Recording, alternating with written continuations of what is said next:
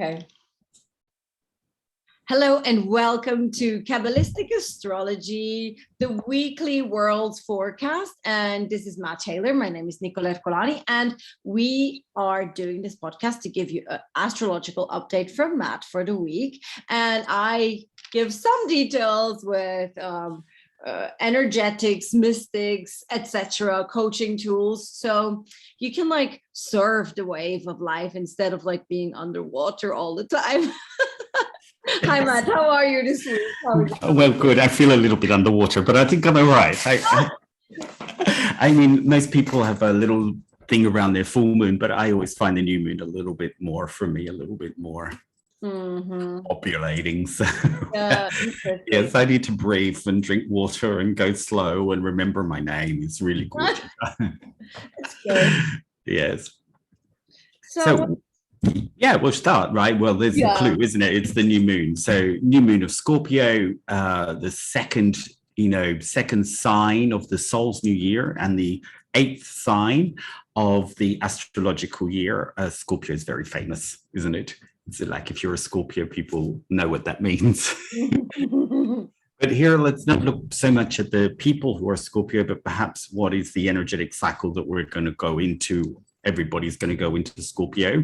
Right. So one of the interesting things is that we know that the South Node is on Scorpio and the North Node is on Taurus in the world's chart. So wherever the North Node and the South Node sits, we know when we go into that month that we'll have an eclipse.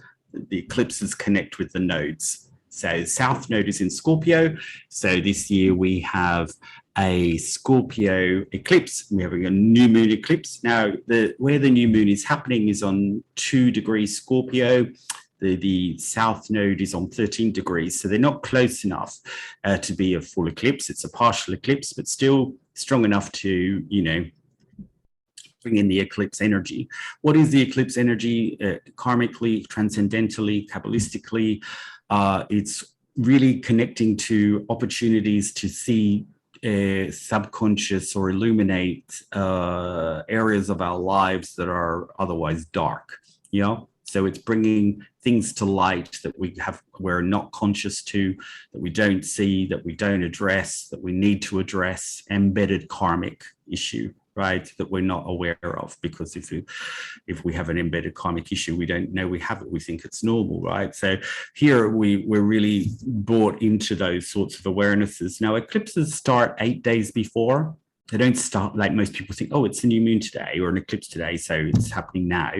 It's not that. It's a period of time, and it starts 8 days before, so we're well and truly in it, and it will go for 8 days after.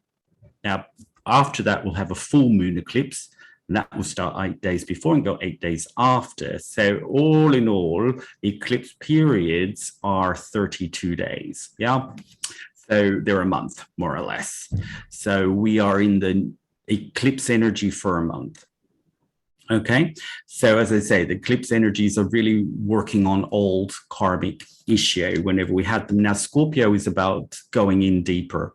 It's the transcendental or transmutative sign, regenerative transformations, going into darkness to reveal light. It's metaphysical, not so much with the physical. Yeah. So here it's to have an eclipse in Scorpio is extremely deep. It's extremely like going into all sorts of issues, whether they're this life or past life, that will be extricated for us to go through.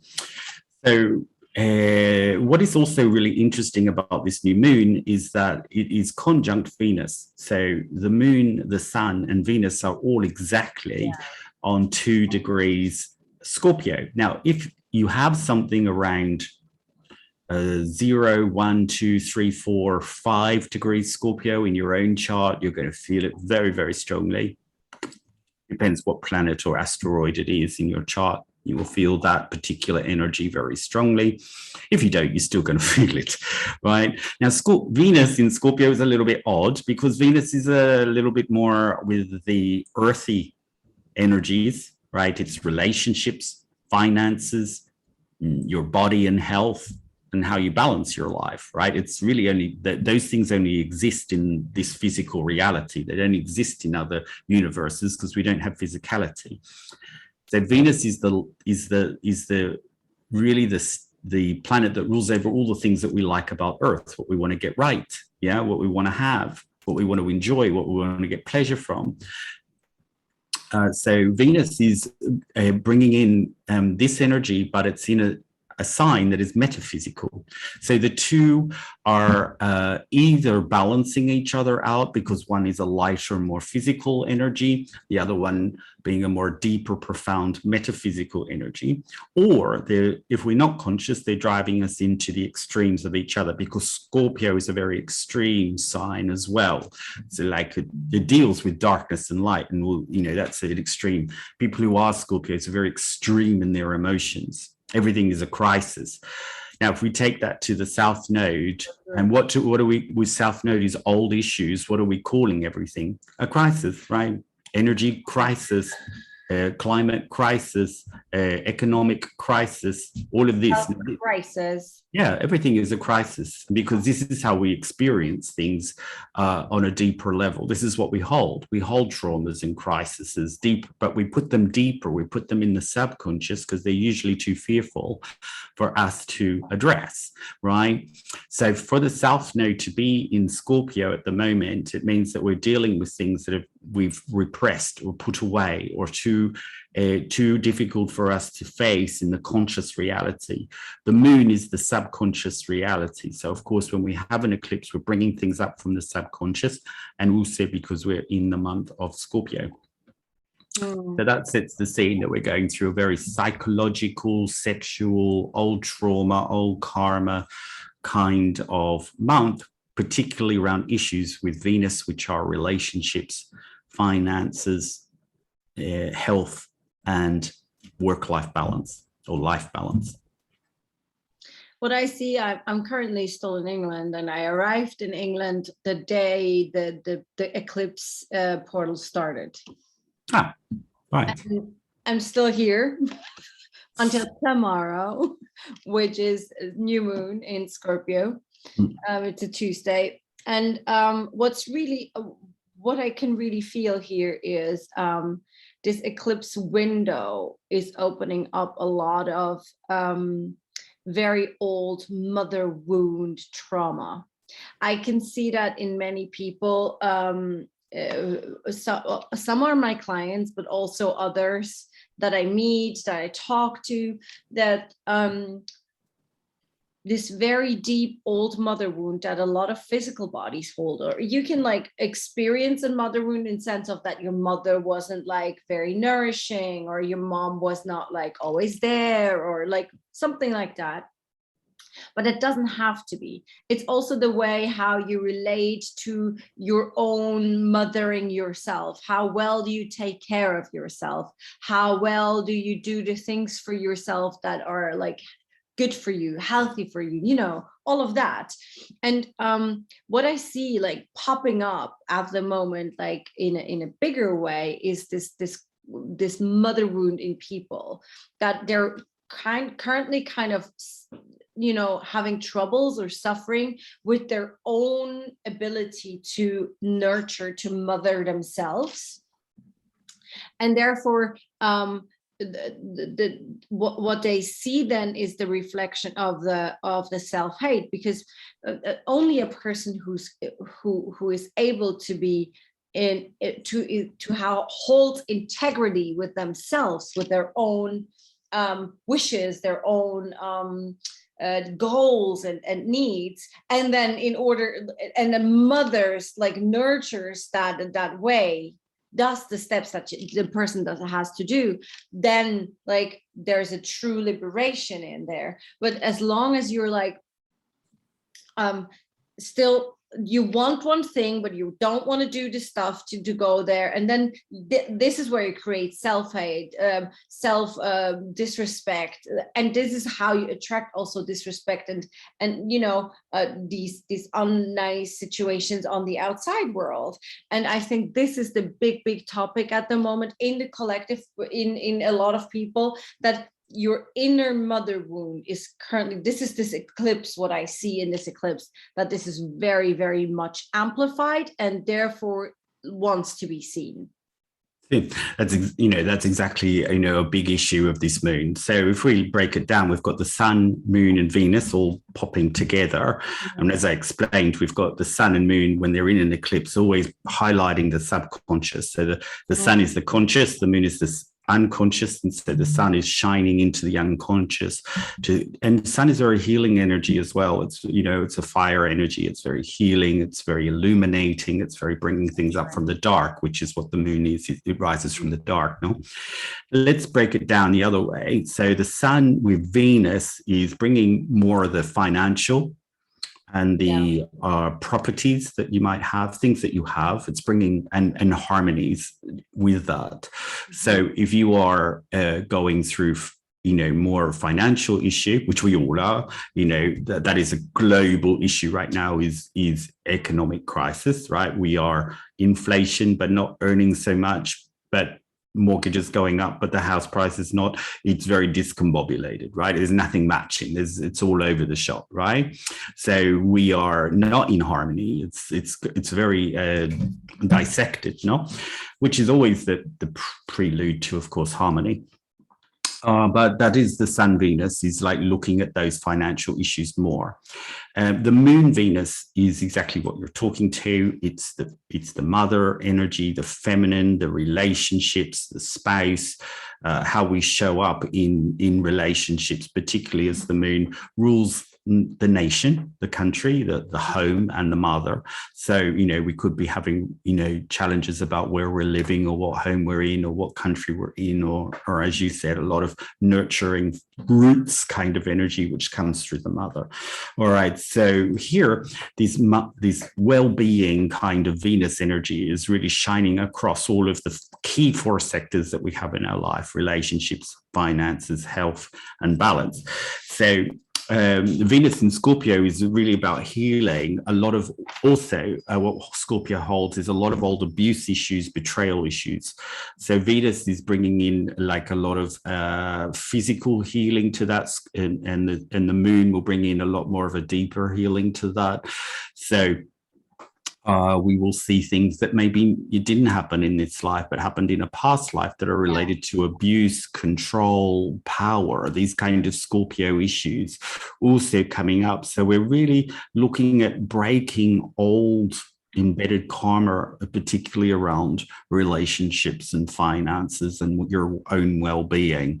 If we look a little bit deeper into the chart, we've got Juno conjunct Astrea. Juno is the asteroid of how we show up as the partner in a relationship, and Astrea is a focal point where we're putting a lot of more energy, and they are conjunct. So therefore, it's like we're really emphasizing our relationships that we have with each other and the old embedded karma that we have, particularly around relationships.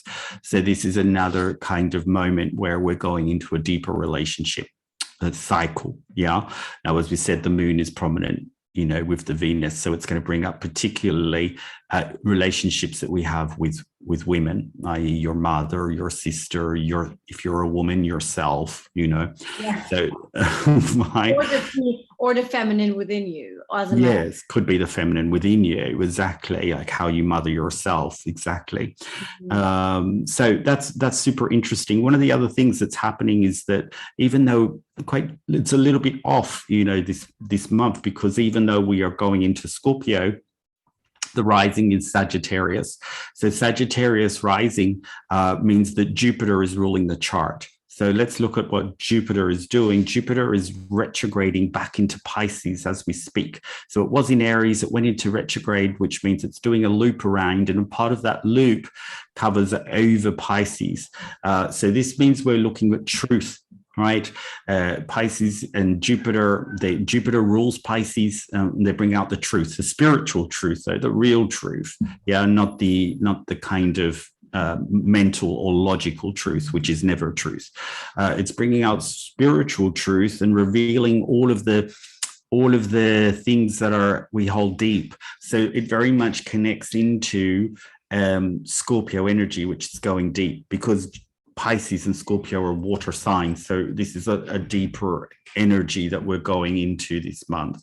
The month of Libra that we just had, it's an air sign, and it's very light, and it's ruled by Venus. So it's very more flowy, unifying, connecting, all of these kinds of lighter energies.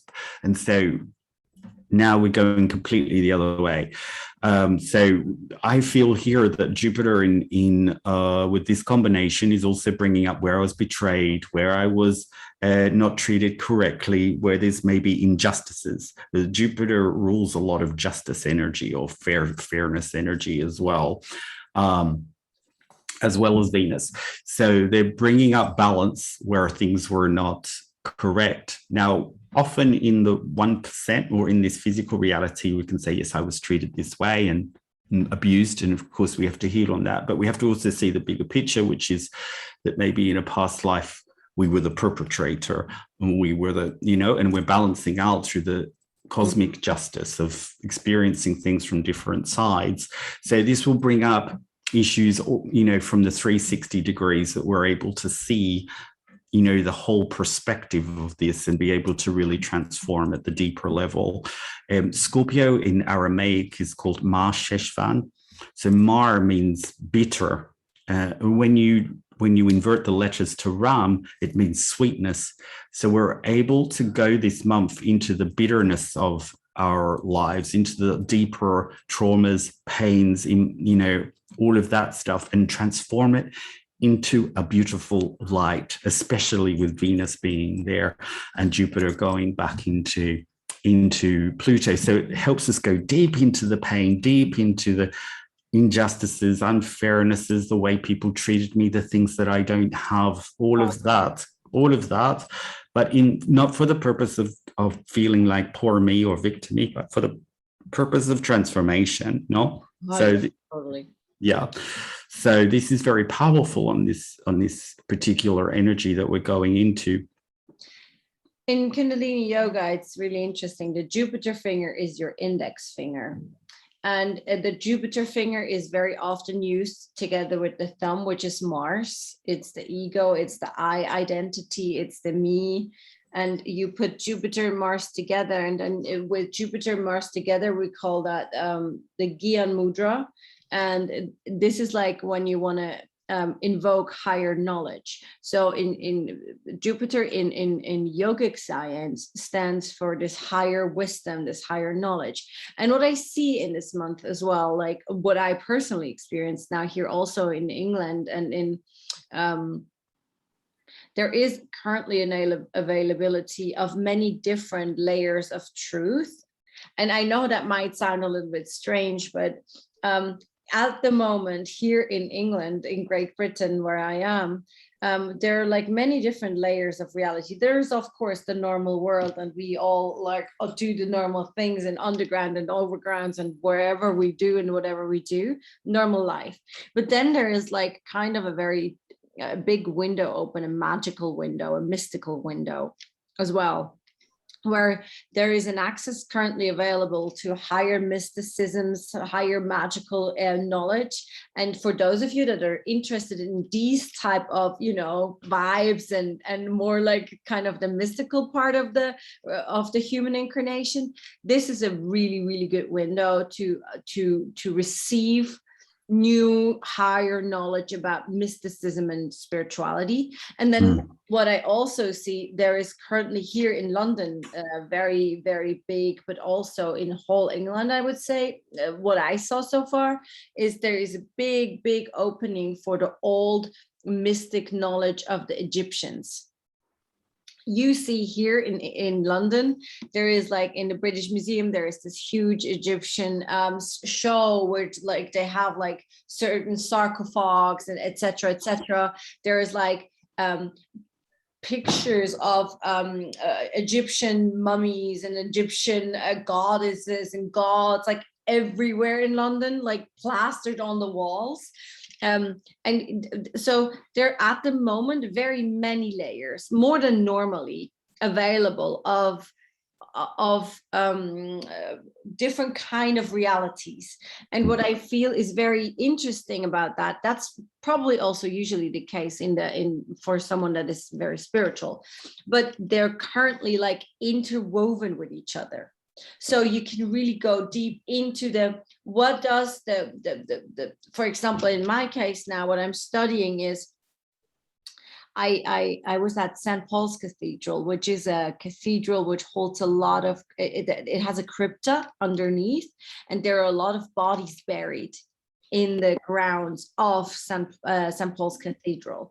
And these are all like creatives. These are artists, poets, musicians, like with the big names, right? And so the Egyptians already at the time had the knowledge how to perceive the body and prevent it from like falling apart, right? That's why we found Tutankhamun. That's why all those things are available for us in sense of history, but also in sense of vibration. It's not only history. And so what I see at the moment is, how did we in the West learn to have the bodies buried in the grounds or not in the grounds, to a way that we can perceive the energetic knowledge of what the person has accumulated in her life. So these timelines are like really open at the moment, and I think it's one of the most potent times that I personally have ever experienced on planet Earth, that these deep, old mystical knowledges are available to the masses. Yes, it's true, particularly in new moon periods, you know, the locks all open up, you know, so that's a super interesting. So here also what's interesting about eclipses is that not only do they open the gateways to all of these kind of divine and past energies and teachings and wisdoms and all of that, but the eclipses are a little bit different. They don't go in cycles, they go in series. My teacher teaches us. So we are in, like, a series goes for 1300 years. We had one just finished around the time that coincided with the virus. So we are very early in the series. We are series 6, which is, you know, my teacher is sort of explaining here, is really around dealing with enemies or the strength and endurance to face things. And this is what Scorpios do anyway, right? They have a lot of strength, a lot of endurance, a lot of power to push on. And because they're opposite Taurus, the Taurus do not deal with their enemies or confront things. They negate or avoid or pass on to others. But Scorpio will more likely confront. So here, this is challenging energy for Taurus, because they are dealing with the things that are unavoidable, you know, and maybe some of the lighter energies like a Libran as well is a little bit uncomfortable in this sign. And then also people who are very confrontational take it to another level, right? Take it to a deeper level. But here, this is you know, dealing with the enemies could be healing your old relationship issues, or your sexual issues, or your abuse issues, or all of those things that need to be transformed into light that we haven't yet really done yet. So that is really what we're dealing with, is maybe internal enemies or external. So so that is one of the things that, you know, will also happen. So just to recap, so just for this, you know, just to give you a few points to walk away with. So because Venus is in there with the Scorpio, we're really looking to cultivate love, whether that's sharing love or self-love. I think, as you talked about, Nicole, before, with the nurturing, looking after yourself, all of those kinds of things. It's developing and cultivating that self-love, not to pass things on to others, but to really face the challenge that we have in front of us. It's, of course, it's a lot around balance and getting healthy. And, you know, with here, we start to look at a stronger way of facing our financial and relationship issues that we may have in our lives, whether they're global, such as economic dysfunction at the moment, or in our own lives, or global relationships such as Russia, Ukraine, Europe and whatever, or, all of these other bigger relationships also in our internal lives as well. And of course, also the women of Iran, which is a huge another one. Yes. Yes. And it's also, once again, the female like rising for herself and nurturing herself in her own values and her own needs. It's very interesting that whenever I am in churches or in holy places where there's a lot of data available for me, like from a download perspective, I always wear a headscarf, and I just place it on my head and throw it around. Like, I don't do like the turban because it's too complicated in these places. So I just wear this little headscarf and I have it over my head, and that's it. And I protect my crown chakra. And what's really interesting is I really do appreciate this protection from the headscarf and I do also understand, like, from a pure energetic point of view, from a purity point of view in energies, why certain religions would have had that or have that still as a topic. And I really appreciate that. So I think the liberation of the feminine and the masculine that is currently going on is absolutely beautiful and very, very necessary in many different ways. And it's so also like how people try to share love, and how people, like, how they protest for the Iranian women, and how they're like, oh, I'm standing with them, and how many men show up for this whole thing as well. That is absolutely heart touching, and it's beautiful. Yes. The last point I'll leave people with is this: Pluto is I think it's, what is it, sextile Uranus. I think it's training, I can't remember, but either way, it's a positive energy between these two planets, and this always brings, transformative or protests energies. Whenever Uranus, you said that. I remember that even before. Like, it's so good. Yeah. From a deeper place. And also we have we had like a Uranus Saturn energy, which is taking the old and the new and how we blend them together.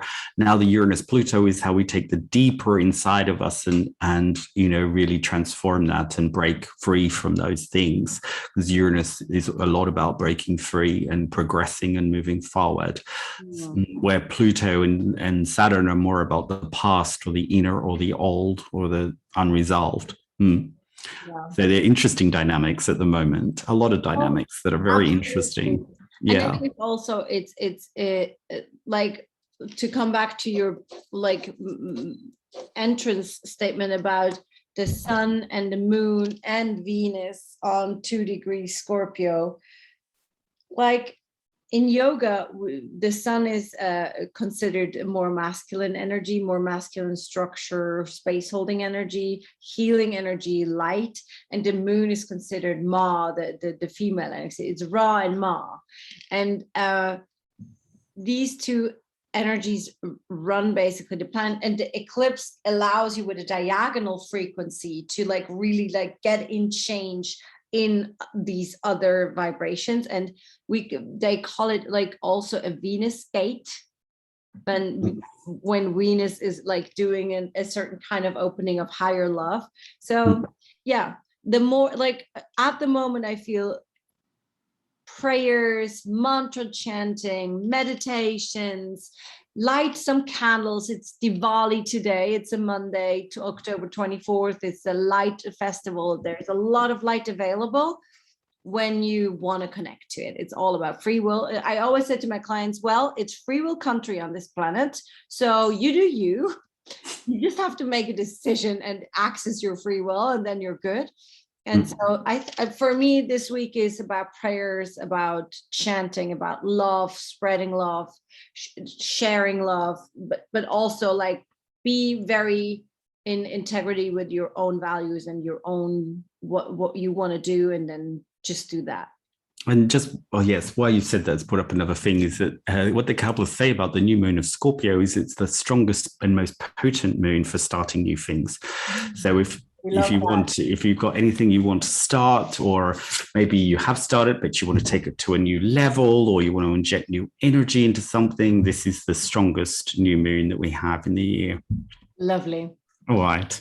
All right, then. Thank you very much, everyone, for listening. We love to have you. I just met last Saturday someone that is listening to our podcast every week. She said it's so fascinating. We love that. And we wish you all a wonderful week. Yes, and indeed. all the best. Yeah, absolutely. Take Bye. care. Bye.